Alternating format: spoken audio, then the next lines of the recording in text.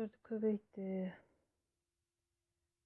көбөйткөндө алардын алымдары менен алымдарын, ал эми бөлүмдөр менен бөлүмдөрүн көбөйтөбүз. Демек, берилген бөлчөк 5 менен 3'tү көбөйтсөк 15, 2 менен 2'ni көбөйтсөк 4 кендиги келип чыгат.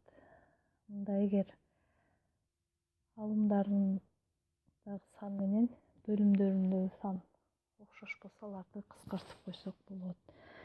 Демек, берилген бизге торту 3 бөлүккө бөлүп, анын 2 бөлүгүн алсак, биз көрүп турган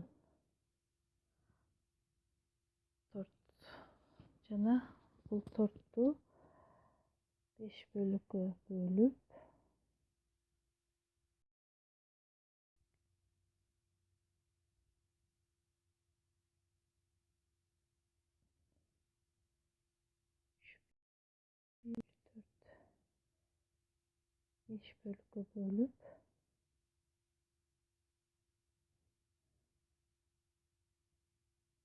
аралар бөлүктөргө бөлсөк 15 бөлүккө бөлүнөт.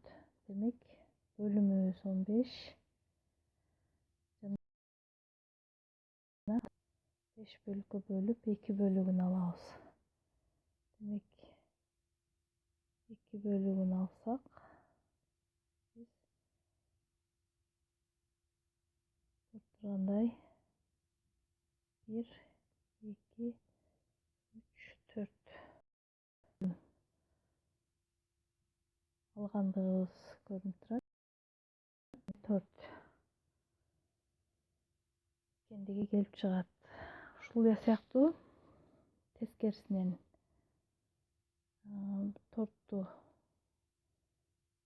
5'тен 2 бөлүгүн алып, 5 бөлүккө бөлүп, 2 бөлүгүн алып, аны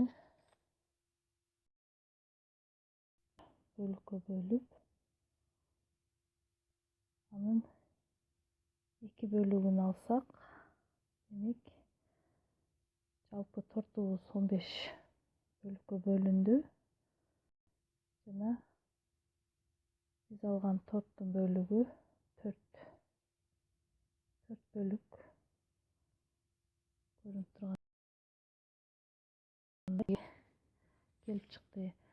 Ошондой эле 7'ден 4'тү 3'төн 4'кө көбөйтсөк, мында деле алымдары менен көбөйтүлөт, бөлүмдөрү менен. Демек, 21'ден 16 саны келип чыгат.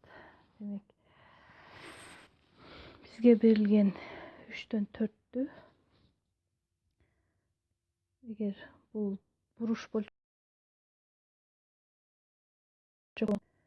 3'төн 1 деген же болбосо, биз көрүп тургандай 1,3'төн 1 деген торту биз алып 7 бөлүккө бөлөбүз. 1, 2, 4,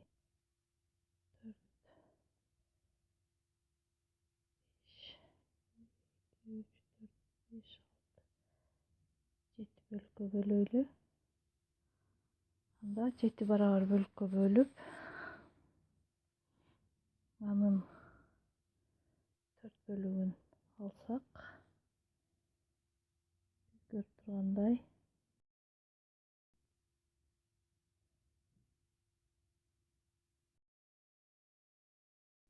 анда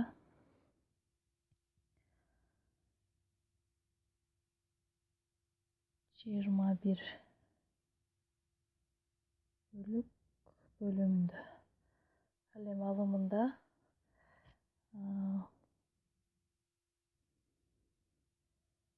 жерибизде 8,